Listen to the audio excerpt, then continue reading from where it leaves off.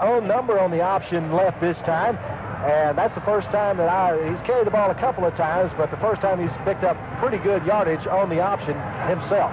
Man, almost thought he was stopped that time, but second effort put it down a first down at the 27-yard line. 1st and 10 from the 27. Pitch back goes to Marcus Hines. Hines around the left side, spins out of one tackle, gets around another one up to the 20, and may have on third effort got across the 20-yard line. Good second and third effort by Marcus Hines. He got out of the first line of defense and picked up about 6 yards on the play. The ball marked just across the 20. And we have a timeout called by the officials, as it looks like a McKinney Lion is... One of the Lions shaking up on the play, yeah. I don't know if he's looking for himself or his contact. He's got some help over there to help him look for him, whatever. They're searching around the 16-yard line. Is there? No, there is a player down on the field. Okay. A player down over there. Hard to see through the defensive huddle, but there is a player down on the field. Tigers on a march. 2nd down and 4 from just across the 20-yard line. They've picked up a penetration now, Roy, if you want to mark that down. Yeah. 2 tight end formation, handoff to the fullback, and boy, that's the first time I have seen Morgan hammered this year, and doing the hammering is number 35, Tom Crump. He came up and literally floored Daniel Morgan, and nobody floors Daniel Morgan. Not like that, an open field tackle like that. I guess that's the way the coaches have it always diagrammed down, but a good hit that time on Daniel Morgan by number 35, Tom Crump. It was no gain on the play. Still 3rd down and a long 3 or a short 4.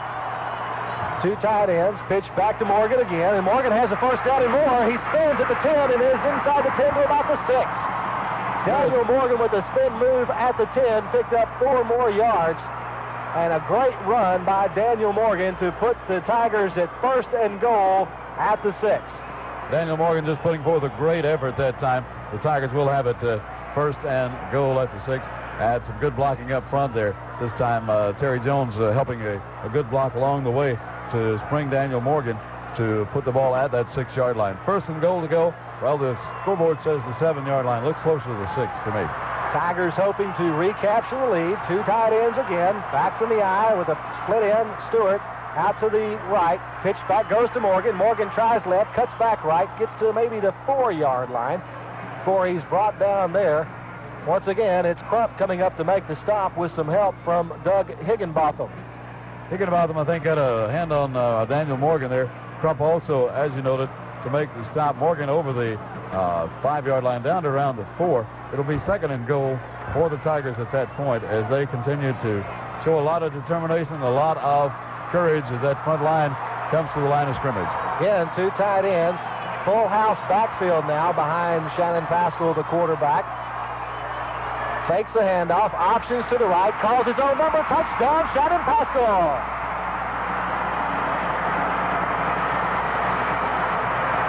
No flags on the play, so the 6 points will count, and we have a tie ball game, 21-21 with 9:17 to go, and John Lawhon now on to tack on the point after. A very important point after here. 48 of 54 in the extra point attempts, as we said. Missed one earlier tonight, but has kicked a 31-yard field goal tonight as well. Mark Morris will hold. John Albritton will center. Snap back, ball down, kick up. It's true. 9 minutes, 17 seconds left to play. Our score, the Corsicana Tigers 22, the McKinney Lions 21. Back with more Class 4A playoff action in 1 minute. Many of our neighbors know the story, how this man, Gus Weidman, 90 years ago, prepared a fruit and nut concoction he called Cookin' mit Frucht. Later translated by this man, Tom McElwee, into the original deluxe fruitcake. Baked to order for 2 generations right here at 6th and Main, its second home since 1896, and transported by our 2-horse, 5-mule power super fleet to Corsicana's railhead for Christmas trips throughout America. Today, your old hometown bakery occupies a city block, offers work to 500 Navarro County citizens at holiday time, who daily bake 80,000 pounds of deluxe fruit cakes for customers in 50 states and 194 foreign countries. Recipients of gold medals from Geneva, Vienna, and Paris, from the Gourmet Society of New York, the U.S. Department of Commerce Presidential E Award for Excellence in Exporting, and the Texas State Historical Commission. As the holidays draw near, we thank you for your friendship and support. Visit our bake shop. See, our products are the best we've offered. Well, what looked like a runaway to begin with for the Corsicana Tigers has now become a seesaw battle. They spotted themselves to a 15-0 lead. The Lions came back to within 2 at halftime, 15-13. The Lions took the lead on their first possession of the second half, 21-15. But now the Tigers have answered back with a touchdown of their own to take the lead 22-21. 66 yards, 12 plays, 4.5 minutes on that drive. Shannon Pascal scoring his 7th touchdown of the year, maybe the most important touchdown of his high school career, Lark. Mark Morris kicks off, screams one, a liner to the far side of the field. Football, Corsicana's after the football, but the Lions hold on to the football inside the 25-yard line. The ball was kicked on a line shot to number 12. That is I got crossed up. There's a Ricky Stewart on their team as well. And Stewart dropped it momentarily, but picked it up, and had he been a baseball player, he'd have fired it to first base. But yeah, he decided to hold on to the football. It's a 24-yard line. 1st and 10 Lions from that point. Their last possession was the only life that the Lions have really shown on offense, scoring on the drive. Bona pitches back to Simmons. Simmons comes to the near side. He's through the first wall and finally tripped up by Daniel Morgan. Morgan got him by the shoelaces at the 31, but he fell forward all the way up to near the 35-yard line. Had Matthew Allen and Jason Binion out in front to do some good blocking for him, Lark, before Daniel Morgan tripped him up, yeah. A gain on the play of 10 yards. It's another first down for the McKinney Lions. They send Pryor to the right. Another man split to the near side. Backs in the eye behind Hona, the quarterback. Hands off to his fullback. It's Simmons. He gets there once again. Breaks the tackle. Spins at the 45. Gets up to the 47. We are seeing some kind of running back in Randy Simmons. If there are some college scouts in the crowd, and I'm sure there are, they are drooling over Mr. Randy Simmons and the performance he is making tonight for the McKinney Lions. 23 yards on the last 2 carries as he moves the ball out to the 47-yard line. And the McKinney Lions not giving up. That momentum we thought might have changed, 22-21, but they're moving the football. 2 men wide to the far side now with a man in the slot to that right side. Pitch goes to Simmons. He runs to the right. Great open field tackle by Robert Owens as he grabs him by the shoelaces at the 49, and falling just across midfield was Simmons. And if Owens does not make that play, there's a lot of yardage to be gained for Mr. Simmons. Well, we've been talking about Simmons moving the football, but up front, of course, the good offensive line doing some very fine blocking, too, to help lead the way for Randy Simmons. Up front there, they're doing a fine job and controlling the football and moving it well. That time he ran behind a couple of 225-pounders, Tommy Winburn and Robbie Thompson. 2nd down and 7. Hona hands off to Simmons. Simmons is stopped at the line of scrimmage this time. He runs into number 85, who's in on defense, Ike Hunter. That's the first. For some reason, Ike Hunter just didn't come to mind because he hasn't really been a factor tonight. Well, only the 2nd or 3rd time that we've called his name tonight, and as you said, he's been pretty much bottled up back there. Ike Hunter coming in that time to make a good play on Simmons. No gain on the play. It's going to be a 3rd down. The ball at that 48-yard line. Big 3rd down play here. 3rd and 5 from the 48, Corsicana territory. Men wide each side. Hona back to pass. Looks out in the flat. Throws intercepted. Corsicana.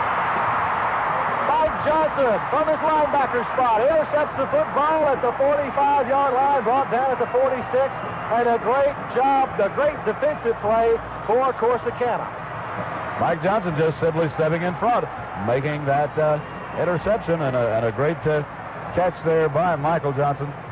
His Well, I was going to look down through my statistics, and I don't have them listed that way, Lark, so I can't give you that. But another big play for the Corsicana Tigers.